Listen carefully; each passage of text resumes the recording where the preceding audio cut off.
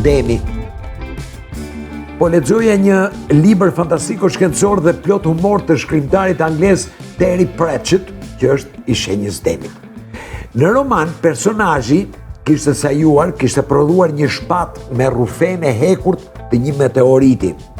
Figurativisht, domethënë. Ta tregova këto dem burra grua qofsh, sepse mendoj që edhe ti figurativisht të sajosh një shpat të tillë, e cila do të të shërbej për të forcuar dhe tonifikuar forcën tënde mendore.